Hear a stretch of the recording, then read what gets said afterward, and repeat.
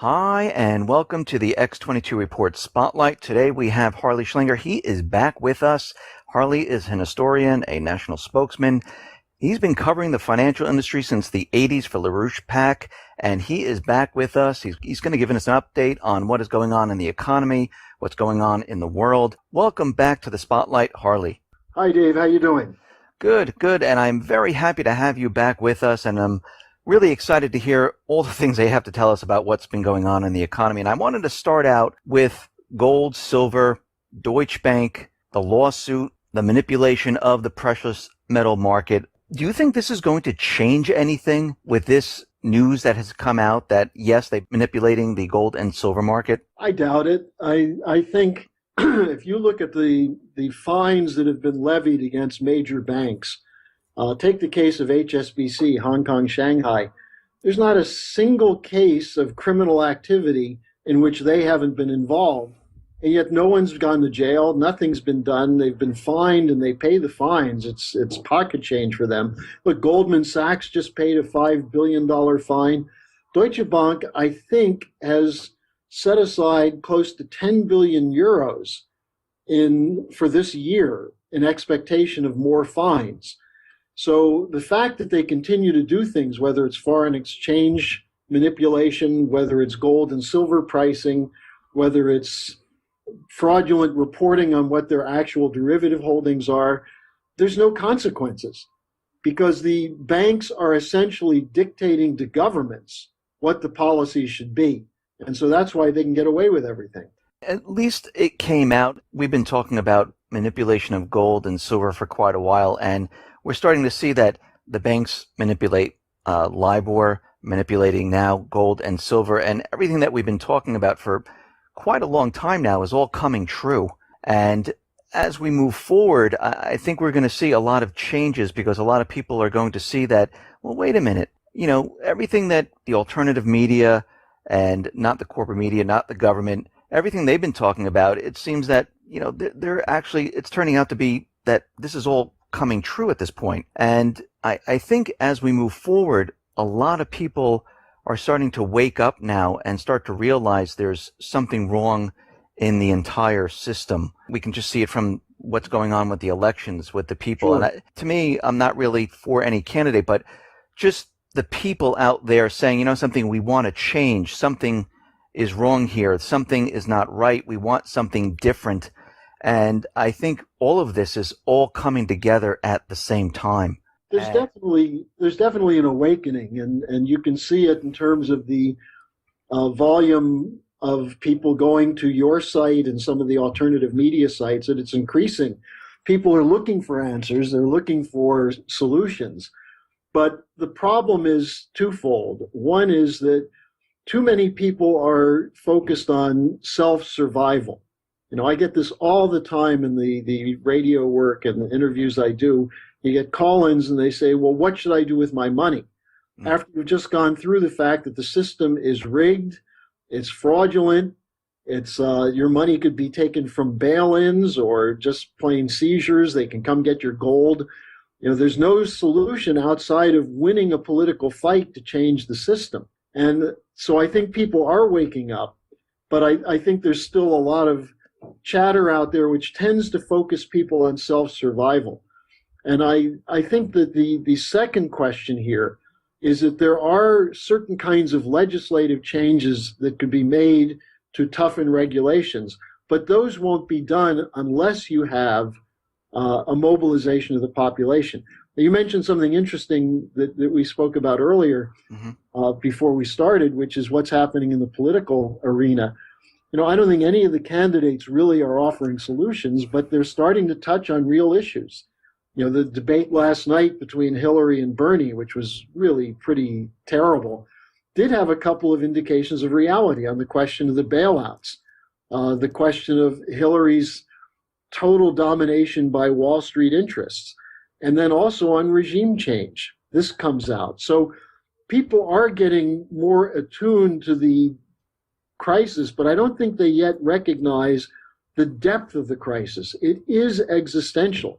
All this manipulation that benefits the upper 1% of the income brackets it's not going to last. It can't last.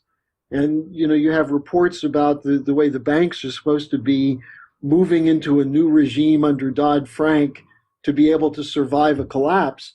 And then you have a report that came out 2 days ago that the Federal Reserve and the FDIC, the two agencies that review these reports, said that the 5 or 6 major banks failed in their living will test. In other words, if they go into a crash, they're going to need another bailout. So, the situation is existential. It's the system is coming to an end, and the question is whether we can preempt that in some way to protect the people, or will it just be chaotic and really disastrous? You just mentioned the living will test about the 5 or 6 banks didn't make the cut here. And I'm thinking to myself, these banks, do they really care if they're prepared for another crisis? Because they all kind of know there's another crisis coming. They all realize what's really happening. A lot of them are in control of what's going on here. Yeah. And we know there's these bail-in documents. We saw in Austria where there's a bail-in going on. I think Italy had one. Cyprus, we know. And I think in their minds and what their plans are, I think they think, you know what? It doesn't really matter, because what we're going to do is we're just going to go inside and take what we want at that point. That's exactly right. Look, they control the system. So it's not as though there's a regulatory process that has power over these institutions. That regulatory process has, missed the bus. You talk about this living will test. Let's just name the name of the banks that flunked both the tests of the Federal Reserve and the FDIC. And by the way, I think these tests were rigged so they could pass. So when they fail, that's sending a real signal. Bank of America, JP Morgan Chase, Wells Fargo, State Street Bank, and Bank of New York Mellon. Those flunked the test, which means that they have no mechanism internal to protect them should they start going into a meltdown. Now then also, Goldman Sachs was flunked by the FDIC but accepted by the Fed, not surprising since the Fed is basically an outgrowth of Goldman Sachs. Right. And Morgan Stanley flunked the Fed but passed the FDIC. Citigroup was accepted by both agencies, but they said, but there are shortcomings. Now, these tests themselves are rigged for them to pass. So when they don't pass, you know that underneath it is something much more chaotic coming. Now, the vice chair of the FDIC, Tom Honig, issued a statement, and he said the goal to end too big to fail and protect the taxpayer by ending bailouts remains just that, a goal, but it has not been realized. And that's sort of a comforting way of saying the bottom is going to fall out again. We see that the Fed, and there are a lot of bankers, finance ministers around the world meeting, because the Fed called this meeting, I think it was on Friday. They wanted it on Monday, April, was it 11th? And we saw that President Obama, Vice President Biden joined this meeting. And I continually say, if the economy is doing well, and everything is fine, you don't have to have this emergency type of meeting going on with all the bankers around the world, finance ministers, the president, the vice president. So something has gone terribly wrong, and they all needed to get together and discuss what has been happening here. What do you think this whole meeting was about? I mean, I know what the corporate media is telling us. I know what the president's telling us, but what do you think it's really about? Well, it's not unprecedented for a president to meet with a Federal Reserve chairman. However, look at the context. The Fed is trying to decide whether they can raise interest rates or go into a negative interest rate regime. They know that in terms of financial, the financial stability, there is no financial stability. The debt is unsustainable. The banks are insolvent. And what they're also trying to figure out is how to react to the fact that we're seeing positive moves coming from Russia, China, India, and other countries that are moving toward an alternative financial system. Not necessarily a total break with the dollar system, but a plan B, you might say, Mm. that gives them some room in case you have a blowout in the West. Now, it's not even just a defensive mechanism. They're starting to do what we should do, which is China's letting some of the air out of the bubble. The Russians are starting with very little debt, even though they've got a very bad situation because of sanctions and the collapse of oil prices. But what they're doing is they're generating credit for production. And the solution to our crisis is you've got to write down debt. You've got to write off huge amounts of debt. And then you've got to figure out how to get credit into physical production. In other words, Dave, and this is an important point, this has been at the core of Lyndon LaRouche's economic thinking for decades. You've got to move from monetary policy being the dominant factor to physical economy, physical production. As long as you're in the realm of monetary policy, you're essentially allowing the funny money regimes of the big banks to dictate policies to governments. And that just doesn't work. Now, I just want to, you mentioned Deutsche Bank. There are 4 banks in Europe that are in huge trouble right now. One is Deutsche Bank, another is Barclays, and then 2 Swiss banks, UBS and Credit Suisse.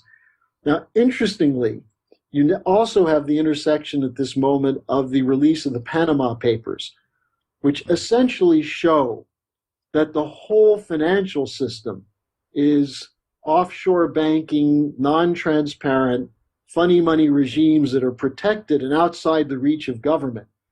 But UBS, Credit Suisse, and HSBC are at the center of the revelations that came from these Panama Papers. And that's just one law firm in Panama that does this offshore, non-transparent banking.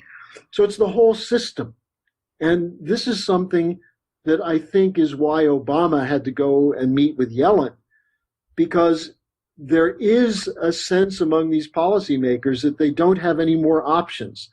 And if, in fact, the situation takes a turn for the worse, which it is doing now, they don't know what to do. They've as Draghi, the head of the European Central Bank, said, we have the big bazooka. Well, they've been firing the big bazooka, and it's not working.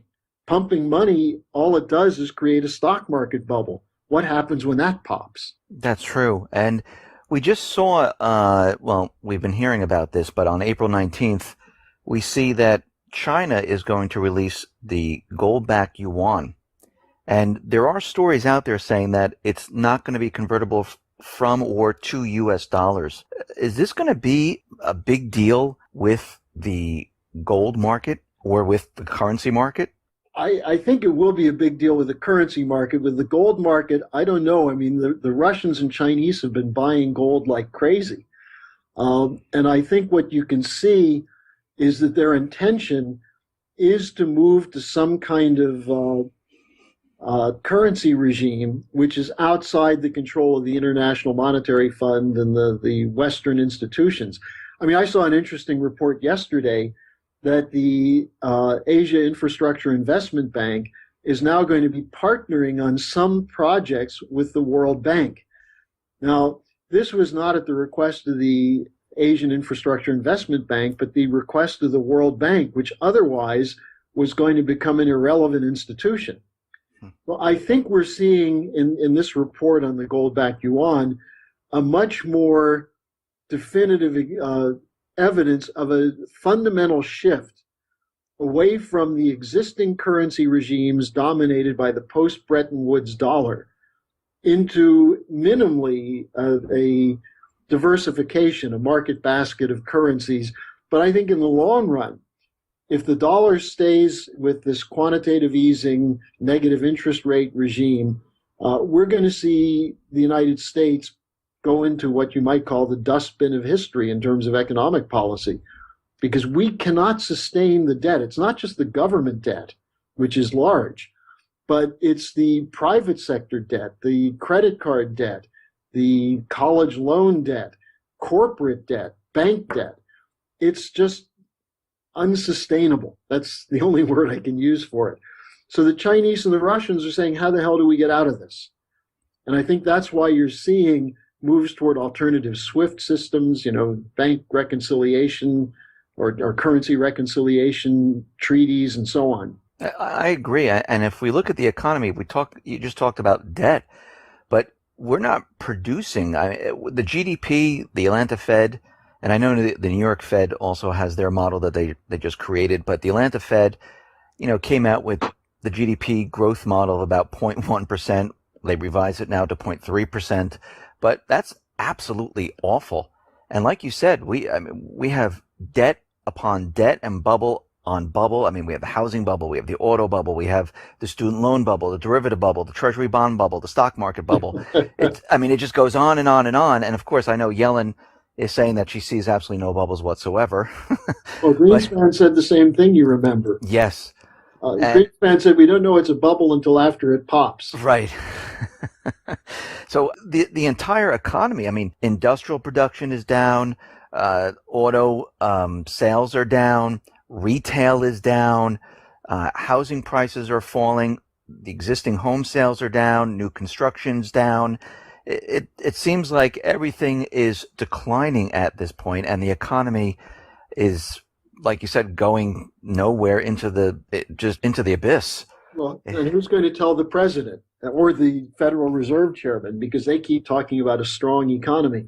Look, just a couple of things on GDP is not really a good measure because it includes all kinds of areas that are non-productive. But yes, even using the GDP model, we're almost at a zero growth in the economy. Now, the reason for that, and then people say, well, look at all the jobs that have been created. Yeah, the vast majority of these jobs are in the service sector, the entertainment sector, which means they're temporary, low wage, and part-time. And people have to work 2 or 3 of them merely to scrape together enough to pay rent. That's why consumer sales are down. Retail markets are down. People don't have the money and they don't want to put it on credit cards because the interest rates on the credit cards are too high and they can't afford it. So the system is broken. And this should be a central discussion in the presidential campaign. And it's forcing itself in spite of the efforts of the media and the candidates themselves to stay away from it. Because there is this awakening. People just don't feel comfortable or safe. And that's a sign that there is a pre-conscious recognition of the crisis. Now, part of the problem then comes up when people start saying, well, can I move to gold? Is gold going to go up? And at some point, gold prices will go up. But there's no solution in those things because, number one, they are manipulated markets. And number two, if it ever comes to it, if you have a regime of complete civil disobedience as a result of a financial breakdown, your gold can be seized. I mean, look at what happened in Greece. The Greek government, after passing bail-in measures, even though they haven't done it yet, passed another measure as part of the demand of the European Union, that their tax police can go into your home. If you've withdrawn money from the bank, they can go into your home to see if you have money in the mattresses, to see if you turned the money you took out of the bank into gold or jewelry. So we're already in that kind of police state, pre-police state measure, where everything's in place that if people think they have safety in gold or precious metals or something else, you don't. I agree, and I see it all throughout Europe, the United States, Canada, where there are more and more laws. They're going after a lot more revenue through taxes, taking away the rights of the people. And you can see how it might not look that different, 6, 7, 8 years ago, but when you add all of it up and you put it all together, you can see the bigger picture and what they've been trying to do all along. Because when I look at it, it looks like, they understand these systems breaking down, things are falling apart, and they need to control the population somehow, bring in a lot more revenue, take what the people have, and eventually what's going to happen is because of the debt load and everything else that's going on, the entire system's going to just crumble and fall apart. And I think their plan right now, and we've discussed this before, is to push war, to try to kind of cover up the entire thing. and maybe blame it, on some other country or group or whatever. And we see the United States and the coalition forces out in the Middle East, where they're pushing the unity government into Libya. And right now we have Italy, France, the EU, NATO, US, all standing by out in Libya. And we know I think there's a vote in the parliament in Libya on Monday to see if they're going to accept the unity government. And I've been saying that they're just waiting for the invitation once the unity government is in place, and we're going to see all these forces just pile into Libya. Do you see that happening, or do you see a different picture happening? Well, I see, let's start from the bigger picture, which, Okay. if you go back to what we were talking about, the collapse of the financial system, they've put in place since 9/11 police state apparatuses in virtually every country in the Western world. In Europe, it doesn't seem to be working quite as well, but that's largely because a lot of these terrorist organizations are directed by forces in London and our CIA. And right now they're targeting Europe. But terrorism has been a weapon from the beginning to provide the basis for literally terrorizing people so they'll accept a loss of freedom. Now, then you look at the war scenario, the regime change policy. And what we see on the surface is that the people that we're supposedly fighting, the terrorists, whether it's ISIS or Al Qaeda or the Taliban, were largely created by Western intelligence agencies, the same ones that work hand in hand with these financial elite, in combination with the government of Saudi Arabia and Turkey. Most of these jihadists come from this Wahhabite extremist Islamic operation that's funded by the Saudis and also by Erdogan and Turkey. But this goes back to the Afghan war against the Soviets in the 1980s. These terrorist organizations have been supported by the Bush senior regime, going back to the Afghan war, by the Bush junior regime, by the destruction of the Iraqi army, and then by Obama with the destruction of the government of Libya and the continued push for regime change in Syria. Now, what's their ultimate goal? Does it matter to them if you have terrorists controlling Syria or this other place? Well, they don't want governments in those parts of the world that function. And regardless of some of the unsavory elements of the Saddam Hussein regime, the Assad regime, and the Gaddafi regime, they were using oil revenues to improve the circumstances for their people. And as a result, they were breaking away from Western financial control. Now, what's the bigger target here, though? It's not Syria. It's Russia. It's China. It's the use of Islamic terrorists, so-called, against Russia and China, and the terror regimes as a whole, to allow the imposition of a militarized state. Now, Dave, I don't know if you've seen these reports, but in the last days there have been a series of congressional hearings in the Senate Armed Services Committee and elsewhere talking about a massive increase in spending for nuclear weapons. Here Obama has a summit last week or 2 weeks ago in Washington, supposedly to get rid of nuclear weapons. And his key Defense Department people are in front of the Congress talking about new, upgraded, precise targeting nuclear weapons, which one senator said, well, what you're talking about is that you're about to make these nuclear weapons more usable. So we're seeing this war preparation. Breedlove, the outgoing general in charge of U.S. forces in NATO, told the Congress, we have to have a capability to puncture Russian defense lines on the Russian border in case of Russian aggression. In other words, we're in war planning right now against Russia. So people then say, well, is it really the Russian aggression, or what's the cause of this? The cause of it is the financial collapse and the potential for the emergence of a system out of control of this intersection of financial oligarchy, CIA, MI5 operations, and so on. So it's really it's a big picture. Now you look at Libya in that, and what's the ultimate importance of Libya? Oil. Mm-hmm.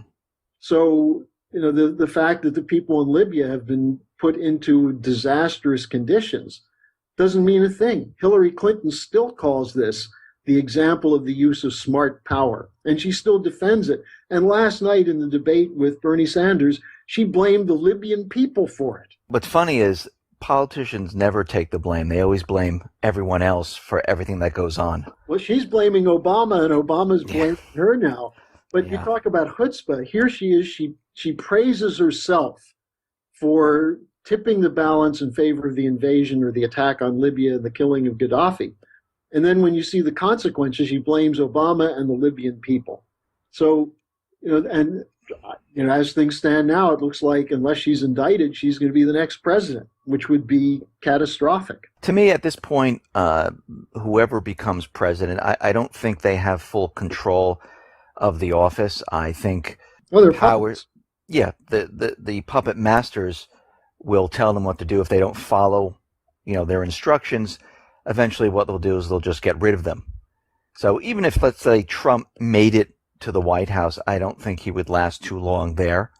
I think eventually what would happen is they would remove him somehow, some way. Especially if they end up putting Ted Cruz as the vice presidency for Trump.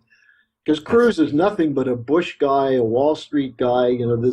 Just because he has a really abrasive personality and he makes everyone angry at him doesn't really mean he's anti-establishment. Right.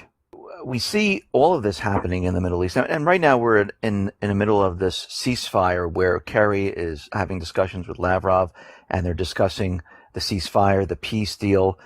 And in the meantime, we see other actions happening out in Syria where we see troop buildup around Aleppo. Yeah, Al-Qaeda, in fact, yes. The CIA just delivered 6,000 tons of weapons to so-called moderate rebels that ended up again in the hands of Al-Qaeda.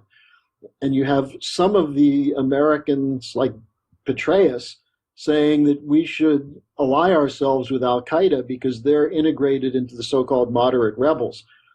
I mean, the tip-off to me was when the State Department spokesman, I think his name is Mark Toner, was asked about the reconquest of Palmyra by the Syrian army, where you had this horrible ISIS takeover there, where they were destroying the old pre-Christian and Christian ruins.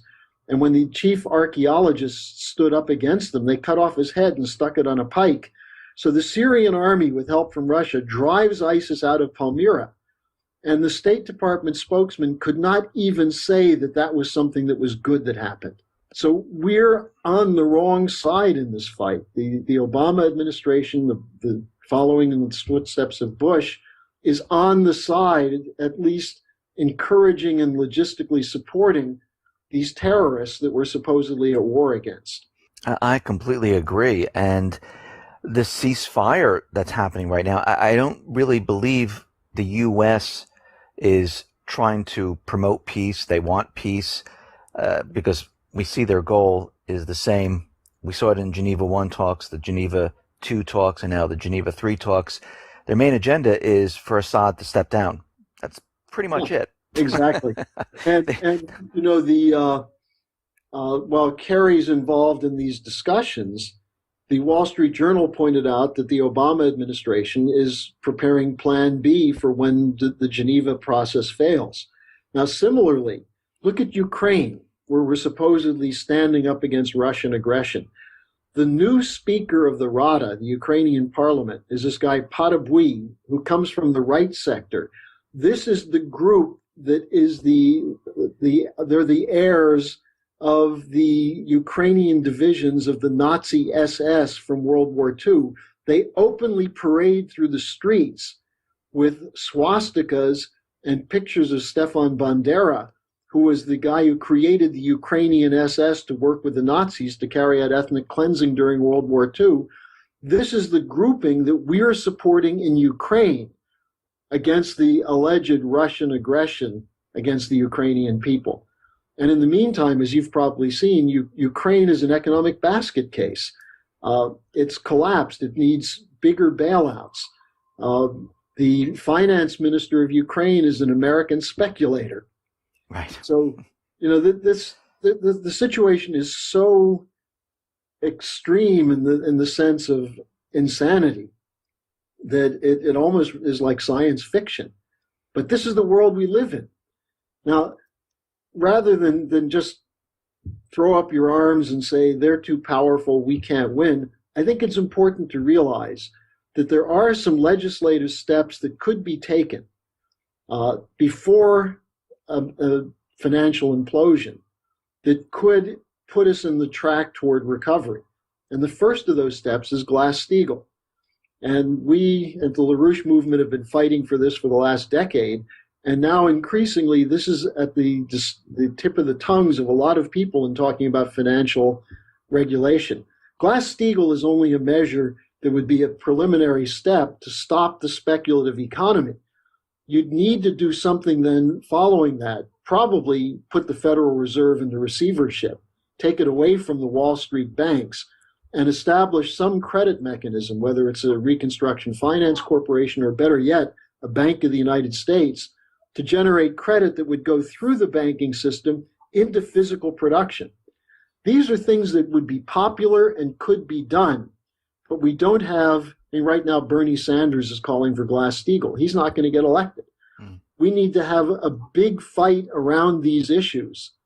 Otherwise, we will have an implosion. No one knows exactly what the trigger will be or when it will happen, but we are on course toward another bigger 2008 type event. I agree with you. I think we are headed in that direction. And it would be nice to implement all of this and make changes, but I think the power structure right now, they will fight, however they possibly can to keep the status quo, to keep their power. I don't think they're going to release the power, and especially the Federal Reserve, the central banking system. I think eventually it's going to be a fight to the very end. And as the entire economy is collapsing and they're trying to bring us to war, I think the people, and I've said this many times when I do my reports, I think everyone is going to have to start to band together. I'm talking about the people, not just here in the U.S., but throughout Europe, Canada, Australia, and say, I think enough is enough at this point. I think it can't be through the existing party structures because most of these political parties in Europe, the parties are disintegrating. In the United States, we're stuck with these two Wall Street parties, the Democrats and the Republicans. But, there's an interesting thing about the United States, which is that we usually as a nation react late to developments and events. But ultimately, when the American people do see what the crisis is, people will roll up their sleeves and people are willing to sacrifice, as we did in World War II, for an outcome that makes sense. We just don't have any leaders at this point who are fighting for that. So where does the leadership have to come from? It's got to come from the people. I mean, there's an interesting fight going on as part of this, and it's too complicated to get into all the details, but in Argentina, where a new government, which is essentially a Wall Street government, has come into power under this guy Macri, who's named in the Panama Papers, is attacking the previous government for corruption. And Cristina Kirchner, the former president of Argentina, did a mass rally yesterday in Buenos Aires where she said, look, don't be afraid. Conditions have gotten really worse. They're going to get worse.